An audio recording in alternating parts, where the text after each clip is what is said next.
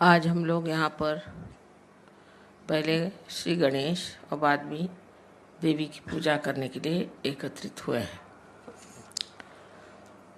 श्री गणेश को इस महाराष्ट्र में विशेषतः बहुत माना जाता है, क्योंकि यहाँ पर स्वयंभू अष्टविनायक है। अब लोग ये भी कह सकते हैं कि गणेश नाम की कोई चीज़ नहीं थी, और ये भी कह सकते हैं कि ये स्वयंभू अष्टविनायक नहीं है। लेकिन आप जब आत्म साक्षात्कार को प्राप्त करते हैं, जब आप चैतन्य को प्राप्त करते हैं तो आप पूछ सकते हैं कि क्या ये स्वयंभू है, क्या यह वास्तविक पृथ्वी तत्व ने बनाई हुई चीज़ है। गणेश के अनेक चमत्कार सहयोग में हुए। विशेष करके एक दो हमारे फोटोग्राफ्स है, अगर आप उन्हें देख लीजिए तो आप हैरान हो जाइएगा कि किस तरह से उन्होंने अपने दर्शन दिए हुए हैं।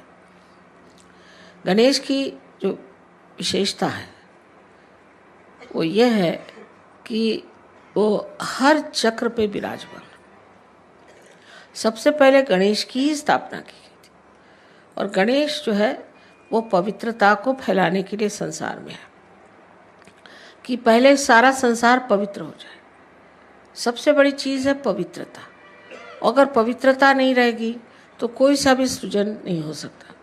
अब समझ लीजिए, अगर कोई पेड़ है और उसके आसपास का वातावरण दूषित हो जाएगा तो वो पेड़ मर जाएंगे। इसी प्रकार इस सारी सृष्टि का जो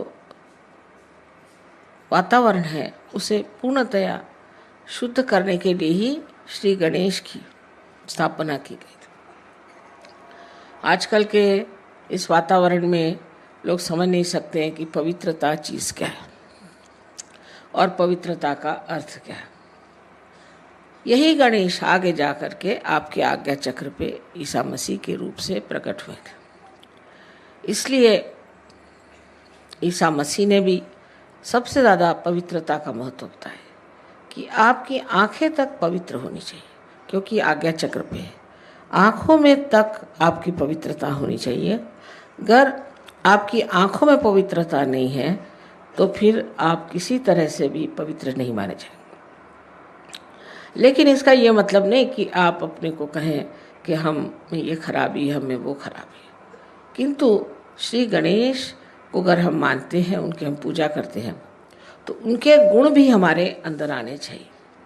तो पहला तो उनका गुण है कि पवित्रता। अब इस पवित्रता को हम किस तरह से पा सकते हैं। कहने से नहीं हो सकता। किसी आदमी से कहा जाए तुम पवित्र हो जाओ तो नहीं हो सकता। गंगा जल से नहाने से भी मनुष्य पवित्र हो, ऐसी बात नहीं। तो ये पवित्रता आने के लिए क्या करना चाहिए? इसके लिए आपके कुंडलिनी का पहले जागरण होना चाहिए। जब जागरण हो जाएगा तभी समझ लेना चाहिए कि धीरे धीरे ये जो कुंडलिनी है ये सब चक्रों को स्वच्छ कर देगी। लेकिन वहाँ पर भी श्री गणेश ही का कार्य है, क्योंकि ये चैतन्य है, और वो चैतन्य स्वरूप श्री गणेश आपके हर चक्र को भी साफ करते रहते हैं। और अंत में जाकर के सहस्त्रार पर भी श्री गणेश, आप जानते हैं कि सदाशिव के गोद में बैठे हो। ये जो भी चीज़ें हम लोगों को लगती हैं कि पौराणिक है, मैथोलॉजिकल है, ये सब की सत्यता सहयोग भी आप प्राप्त कर सकते हैं। पहले आपको केवल सत्य को प्राप्त करना चाहिए, एब्सोल्यूट ट्रूथ को। उसके बाद आप कोई भी सवाल पूछें, उसका जवाब सही माने में आपके उंगलियों के ऊपर आ जाएगा। आप इसे जानेंगे कि सत्य क्या है। किसी भी चीज़ को कह देने से कि असत्य है, वो चीज़ असत्य नहीं होती। उसकी खोजबीन करनी चाहिए। बड़ी ये गहरी चीज़ें हैं, और श्री गणेश का कार्य तो अत्यंत अत्यंत गहरा है।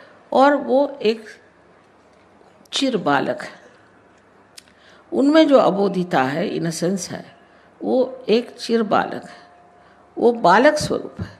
क्राइस्ट ने कहा है कि if you have to enter into the kingdom of God you have to become like children. इसका मतलब बच्चों में जो निश्चल स्वभाव होता है वो हमारे अंदर आना चाहिए। लेकिन वो ज़बरदस्ती करने से या कुछ रोज़ की अभ्यास करने से नहीं जाएगा। अगर आप ज़बरदस्ती करेंगे तो आपका अहंकार बढ़ जाएगा। अगर आप ये कहेंगे कि हम बड़े पापी हैं, हमने बड़े पाप किए, हम बड़े खराब हैं, तो आपका प्रति अहंकार बढ़ जाएगा। दोनों तरह से ये गलत बात है। तो इसके लिए करना क्या चाहिए? करना ऐसा चाहिए कि अपनी कुंडलिनी का जागरण पहले कर लें। कुंडली के जागरण से आप दूसरे आयाम में, दूसरे डायमेंशन में उतरते हैं। दूसरे डायमेंशन में उतरते साथ धीरे धीरे अंदर से ही ये स्वच्छता होती रहती है। ये अनादिकाल से कुंडलिनी आपके अंदर स्थित है और ये उसी समय का इंतज़ार कर रही है, उसी के लिए बैठी हुई है कि जिस वक्त आपको ऐसी व्यक्ति मिल जाए जो आपकी कुंडलिनी का जागरण कर सके, क्योंकि ये आपकी माँ है और आपकी अपनी वैयक्तिक माँ है। वो आपके बारे में सब कुछ जानती है और जिस प्रकार आपकी माँ ने आपको जन्म देते वक्त सब तकलीफ़ें खुद उठाई, वो कुंडलिनी ही सारी तकलीफ़ें उठा देती है और आप इस आत्म साक्षात्कार को प्राप्त होते हैं।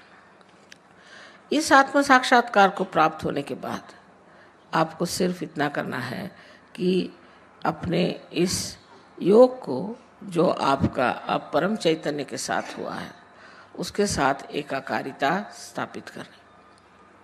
चारों तरफ हम लोग देखते हैं, फूल देखिए कितने सुंदर है, सृष्टि कितनी सुंदर है, पर हम कभी सोचते भी नहीं कि ये कैसी बनी, इसको कौन बनाता है। एक फूल के पौधे एक ही ऊंचाई तक बढ़ते हैं, कोई पेड़ एक ही ऊंचाई तक बढ़ते हैं, ये सारा कौन करता है? इसे आपको पातंजल में अगर आप देखे जाए तो लिखा हुआ है कि ऋतंभरा प्रज्ञा, इसका नाम उन्होंने ऋतंभरा प्रज्ञा कहा। लेकिन यही ब्रह्म चैतन्य है, यह परम चैतन्य है जो चारों तरफ फैला हुआ है और जिसके लिए आदि शंकराचार्य ने बताया हुआ है कि सलीलम सलीलम, ठंडी ठंडी हवा इसकी लहरें आती। बाइबल में भी इसको cool bridge of the Holi ghost कहा गया। इस प्रकार की कुंडलिनी हमारे अंदर है और वो बिल्कुल व्यवस्थित रूप से इसी के इंतज़ार में है कि कब आपका पुनर्जन्म है। अभी तक अमीबा से इस स्थिति में हम आ गए कि इंसान बन गए, लेकिन इससे कोई ना कोई ऊंची स्थिति ज़रूर होनी चाहिए। अगर हम सत्य को प्राप्त किए होते तो आज कल के जो झगड़े हैं ये न रहते। हम सब एक मन से, एक विचार से, एक सत्य के साथ जीते। लेकिन ये जो झगड़े हो रहे हैं इसकी वजह यही है कि हम लोगों ने अभी तक उस केवल सत्य को प्राप्त नहीं किया, और जब तक हम उस सत्य को प्राप्त नहीं करेंगे तब तक उत्क्रांति माने इस एवोल्यूशन की जो चरम सीमा है उसे हमने प्राप्त नहीं किया। उसको प्राप्त किया बगैर हम लोग कभी भी शांति से, सुख से, समाधान से रह नहीं सकते। संसार के जितने भी प्रश्न हैं अधिकतर मनुष्य ने ही खड़े किए हैं। इस मनुष्य के परिवर्तन के लिए श्री गणेश का बहुत कार्य है, बड़ी मेहनत करते हैं। इनके गण हैं इसलिए इनको गणपति कहा जाता है और ये हर समय माँ की सेवा में लगे रहते हैं और हर जगह जहाँ भी ज़रूरत होती है तुरंत दौड़ के जाएंगे और कार्य करते हैं। अब ये सब चीज़ें ऐसी लगती हैं जैसे कोई स्वर्गीय चीज़ें हैं और इसका मनुष्य से कोई संबंध नहीं, लेकिन इसी दुनिया में हम लोग उस स्वर को स्थापित कर सकते हैं जिसकी महिमा शास्त्रों ने गाई हुई है। कोई कठिन बात नहीं है और इसके लिए सिर्फ हमें सज्ज होना चाहिए, मन में शुद्ध इच्छा रखनी चाहिए कि हम इसे प्राप्त करें। ये कोई झूठी बातें नहीं है, ये कोई ऐसी बातें नहीं है कि जिससे किसी को भुलावा डाला जाए, किंतु ये बात सत्य है और इसे हमें प्राप्त करना चाहिए। हम श्री गणेश को नमस्कार करते हैं लेकिन ये नहीं सोचते कि श्री गणेश क्या है, हमारे अंदर कहाँ स्थित हैं, क्या क्या कार्य करते हैं और इनसे हमें क्या क्या प्राप्त करना। दूसरी चीज़ इनसे प्राप्त करना है वो है सुबुद्धि, जिसे विजडम कहते हैं। श्री गणेश में इतनी सुबुद्धि और इतना प्रेम है कि वो जानते हैं कि आप लोग गलती कर रहे हैं, वो जानते हैं कि आप में कुछ दोष है, लेकिन छोटे बच्चे जैसे क्षमा कर देते हैं हर एक चीज़ को। उनको मालूम नहीं किसी से नाराज़ होना, इसी प्रकार वो आपको बहुत क्षमा करते हैं, किसी हद तक काफ़ी क्षमा कर देते हैं, पर जब आप हद से गुजर जाते हैं तब फिर ज़रूर वो नाराज़ हो जाते हैं। तो उनको सिर्फ मानना, मंदिरों में जाना और उन पे पैसे चढ़ाना, उनको पैसे ऐसे कुछ समझ में नहीं आते। को अगर कुछ चढ़ाना है तो अपने हृदय को चढ़ाना होगा और उस गणेश को अपने हृदय में बसाना होगा। जब तक वो हमारे हृदय में नहीं आएंगे, हमारा जीवन पवित्र नहीं होगा और उस पवित्रता के कारण जो हमें आशीर्वाद मिलने हैं वो नहीं मिलेंगे। इसके अलावा उनमें ये भी शक्ति है कि वो दुष्टों का संहार कर सकते हैं। अगर कोई आपको तंग करे, तकलीफ दे, तो वो आपके आसपास लगे रहते हैं। बड़े चमत्कार सहयोग में हुए, अनेक लोगों ने देखा है कि उनके न जाने कितने ही प्रश्न थे वो एकदम से हल होगा। वो भी काम श्री गणेश का ही है। वो इस तरह से काम करते हैं कि समझ ही भी नहीं आता कि किस तरह से काम हो गए और उसमें कोई भी त्रुटि नहीं रह जाती।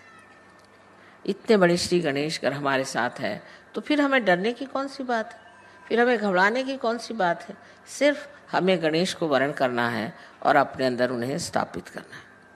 ये चीज़ कितना भी समझाने से नहीं होगी, ये तो जब आप महसूस करेंगे इसको, उसके बारे में जब बोध होगा आपको, तब आप समझेंगे कि श्री गणेश कितने महत्वपूर्ण हैं। अब जो यहाँ विदेशी लोग बैठे हैं, इन्होंने तो श्री गणेश का ग भी नहीं सुना था, को मालूम भी नहीं था, पर ये हर समय श्री गणेश की स्तुति करते हैं क्योंकि उनकी स्तुति करने से इनको अनेक लाभ हुए। और आप लोग भी यहाँ जो लोग आए हैं, सब आप आत्म साक्षात्कार को प्राप्त हों और उस श्री गणेश को रथ हों जिसकी आज पूजा होने वाली है।